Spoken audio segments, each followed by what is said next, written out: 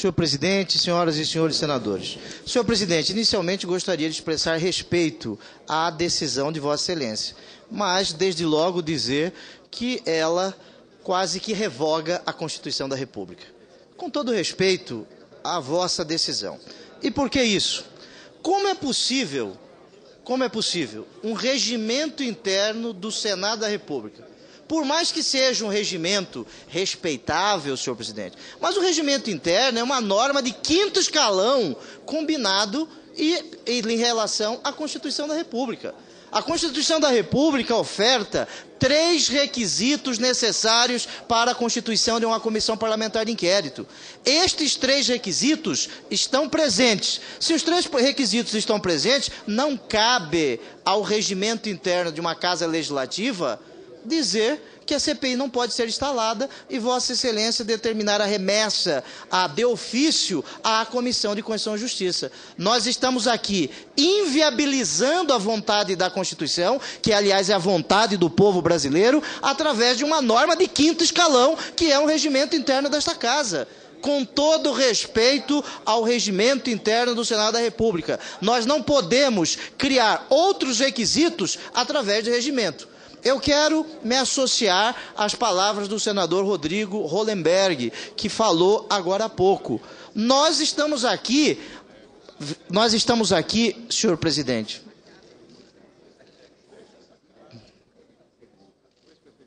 Com a palavra ao senhor. Muito obrigado. Nós estamos aqui ferindo de morte o Instituto da CPI. Por que isso? Se o Instituto da CPI é um instrumento das minorias parlamentares, toda CPI que for requerida pela minoria parlamentar, a maioria vai agregar fatos. Fatos serão agregados. E aí a presidência vai discutir uma questão de ordem, remete para a Comissão de Constituição e Justiça, a Comissão de Constituição e Justiça vai decidir que é possível esses fatos determinados, nós estaríamos inviabilizando a CPI. Mas, sem pretender interrompê-lo, mas isso é a própria Constituição. O que nós não podemos esquecer é que comissão parlamentar de inquérito é direito constitucional da minoria, mas tudo no processo legislativo geralmente é conduzido pela maioria.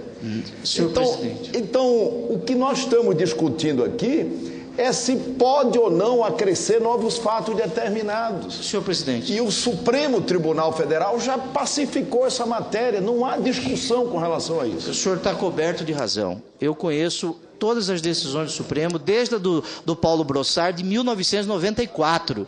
E conheço decisões recentes do Supremo também, que dizem a mesma coisa que Vossa Excelência está dizendo. No entanto, sempre existe uma adversativa. No entanto, todavia, contudo, os fatos determinados precisam ter ligação, liame, nexo, conexão com aqueles fatos anteriores. Não é possível. Durante a investigação. Me permita, senhor presidente. Sem interrompê-lo, senador Pedro Táxi, me perdoe. Permita. Durante a investigação tem que haver conexão com o fato determinado. Sim, senhor. Com o fato no singular. Sim. Quando nós estamos tratando de fatos determinados e há um requerimento igualmente propondo que sejam acrescidos determinados fatos, a Constituição diz que isso é verdadeiramente constitucional. Me permita, senhor presidente, então eu vou levantar uma questão de ordem. Artigo 403. Qual é o dispositivo da Constituição que diz isso?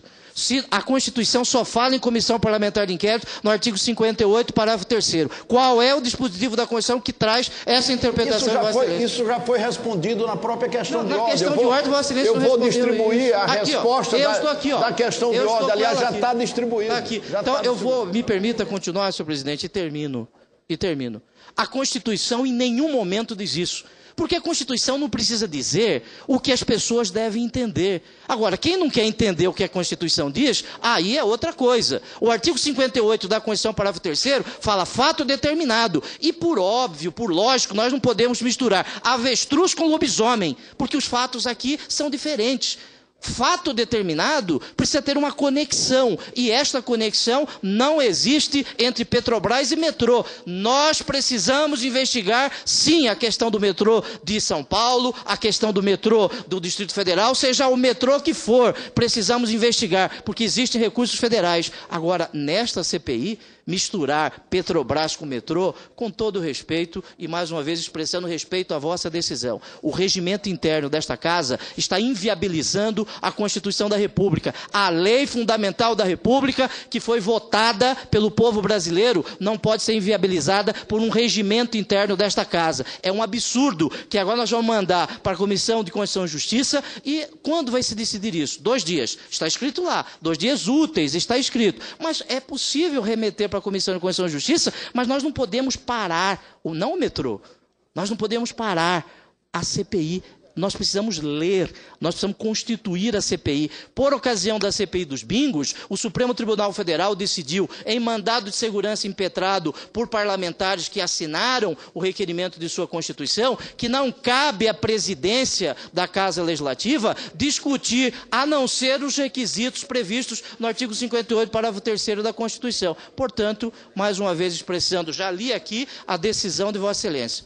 Li, reli. Se tivesse condições de nós embargarmos de declaração, porque aqui existem dúvidas, existe situação, o argumento, a fundamentação não condiz com a parte dispositiva da decisão, com todo respeito à decisão. Mas o regimento interno desta Casa não prevê embargos de declaração. Mas a Constituição está sendo violada. Expresso a Vossa Excelência meu respeito, mas eu respeito mais ainda a Constituição. Nós agradecemos muito a intervenção de Vossa Excelência, porque ela é esclarecedora e, sem dúvida nenhuma, que ajuda na fundamentação desse debate. Na decisão que nós proferimos aqui, diz exatamente que o fato determinado ele pode ser individual, mas ele pode ser múltiplo. E o Supremo Tribunal Federal exige que haja conexão, que haja nexo na apuração, para que não haja uma falta de planejamento, para que não haja risco de que ali não se faça a defesa que a minoria tem de fazer a apuração, a investigação.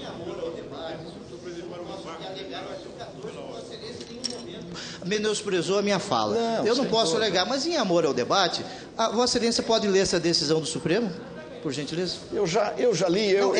Eu conheço a decisão do ministro Gilmar Mendes, que está no seu livro, Direito Constitucional, da editora Saraiva e do IDP. A decisão, ela foi citada, são várias decisões, inclusive eu citei. Cito o Celso de Mello também, na sua obra. 2 ou 3 na decisão que proferimos. E democraticamente, demonstrando sobejamente que a minha decisão não objetiva substitui o Senado, é importante que atentem para isso, a minha decisão, ela não substitui o Senado. Para tanto, eu próprio, de ofício, recorri à Comissão de Constituição e Justiça e li o dispositivo regimental que diz que qualquer decisão da Comissão de Constituição e Justiça terá que ser homologada ou referendada, ao final e ao cabo, decidida aqui pelo plenário do Senado Federal. Então, essas coisas são à luz do debate, da discussão, e é importante que esse debate aconteça.